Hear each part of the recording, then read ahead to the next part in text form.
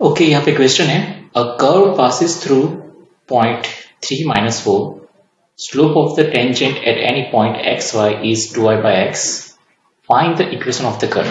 मतलब कि यहाँ पे हमें कर्व का इक्वेशन फाइंड करना है एक्स वाई वेरिएबल में। तो प्रीवियस एग्जाम्पल की तरह ही सबसे पहले हमें dy by dx फॉर्म में इक्वेशन बनाना है, यानी कि डिफरेंशियल इक्वेशन बनाना है। प्रीवियस एग्जाम्पल हमने dx by dt x और t के फॉर्म में डिफरेंशियल इक्वेशन बनाया था। यहाँ पे x और y वेरिएबल्स है, इसलिए हम dy by dx के फॉर्म में यानी कि डिफरेंशियल इक्वेशन बनाएंगे। तो यहाँ पे दिया हुआ है slope of tangent at any point x y is 2y by x। Slope of tangent at any point. Okay, tangent किस चीज का टेंजेंट? टेंजेंट जो कर्व जिसका हमें इक्वेशन फाइंड करना है, उस कर्व का जो टेंजेंट होगा किसी भी पॉइंट पे, उसका स्लोप है eight any point 2y by x। तो आपको मैं बता दूं कि किसी भी पॉइंट पे कोई भी कर्व या कोई भी लाइन या कोई भी ऐसा इक्वेशन दिया हो, उसके किसी भी पॉइंट पे टेंजेंट का स्लोप हमें दिया हो, तो टेंजेंट के स्लोप को एक्चुअली हम dy by dx बोलते हैं। ये आपको याद रखना है। जो dy by dx है वो एक्चुअली हमें क्या रिप्रेजेंट करता है? वो जो y और x वेरिएबल में जो भी कर्व या इक्वेशन होगा, उसका किसी भी पॉइंट पे ये स्लोप बताता है, स्लोप को रिप्रेजेंट करता है। जो उस पॉइंट पे जो भी टेंजेंट होगा उसका स्लोप रिप्रेजेंट करता है। ये आप याद रखिए, dy by dx is equal to slope of tangent at any point on curve on given curve on given curve. मतलब dy by dx जो भी है वो एक्चुअली क्या रिप्रेजेंट करता है? जो भी हमें कर्व दी हो उसके किसी भी पॉइंट पे जो टेंजेंट ड्रॉ करते हैं उसका स्लोप रिप्रेजेंट करता है dy by dx।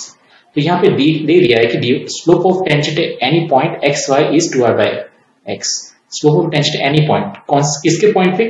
जो हमें फाइंड करना है उसके पॉइंट पे जो टेंजेंट है उसका स्लोप क्या है? 2y by x। मतलब कि हमें dy by dx दे दिया है, क्योंकि dy by dx रिप्रेजेंट करता है slope of tangent at any point on given curve. हमें जो कर्व की इक्वेशन फाइंड करना है उसके टेंजेंट का स्लोप हमें दे दिया है 2y by x। मतलब हमें कि dy by dx की वैल्यू दे दी है। तो ये चीज आप हमेशा ध्यान रखिए कि slope of tangent at any point on given curve हमें क्या देता है? dy by dx। मतलब कि हमें dy by dx यहाँ पे दे दिया। तो इससे हम डिफरेंशियल इक्वेशन हमें मिल गया। अब इसके इंटीग्रेशन करके हम एक्स वाई वेरिएबल में इक्वेशन फाइंड करेंगे। तो इसका वेरिएबल सेपरेशन की मदद से, मतलब कि dy के साथ y वाला वेरिएबल और dx के साथ x वाला वेरिएबल ले आएंगे। तो dx यहाँ पे डिनोमिनेटर में न्यूमरेटर में आ जाएगा। ओके, और ये 2y है यहाँ पे dy के साथ आ जाएगा। तो dy अपॉन y, 2 को यहाँ पे ही रखते हैं, सिर्फ y को यहाँ पे डिवीजन में ले आते हैं और dx को यहाँ पे ले आते हैं। तो 2 dx अपॉन x।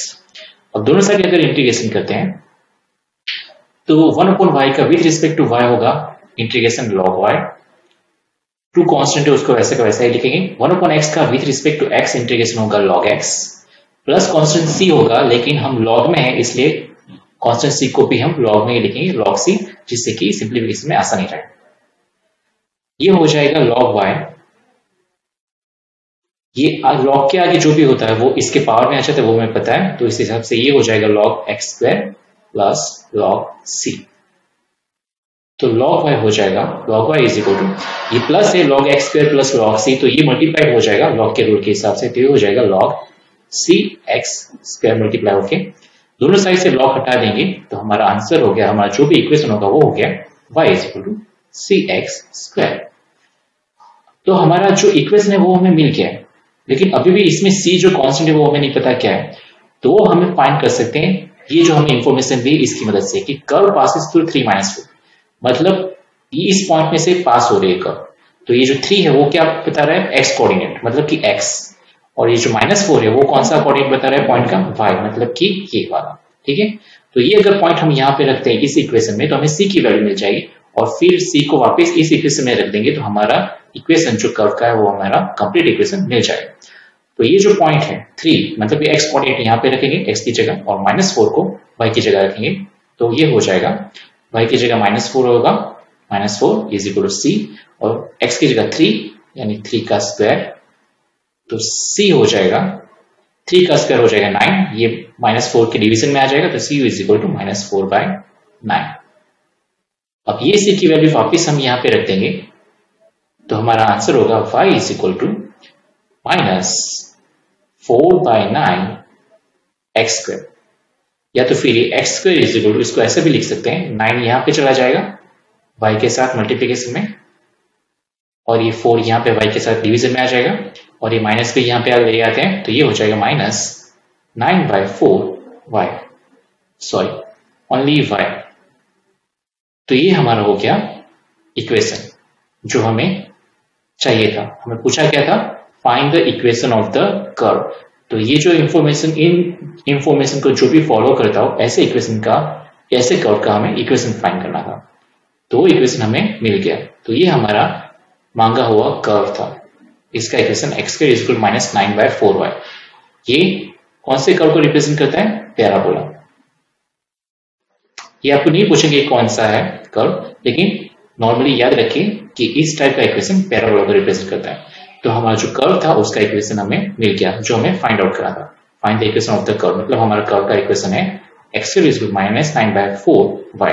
तो बहुत ही इजी था। ओके, सबसे पहले हमें dy by dx is equal जो हमें दिया हुआ है, स्लोप ऑफ टेंजेंट दिया हुआ है, वही हमारा dy बाई dx है, तो उसकी वैल्यू लिख दी। वेरिएबल सेपरेशन मतलब dy के साथ y वाला वेरिएबल, dx के साथ x वाला वेरिएबल, उसका इंटीग्रेशन किया, लॉग की फॉर्मूलाज यूज की, उसको सिंप्लीफाई किया।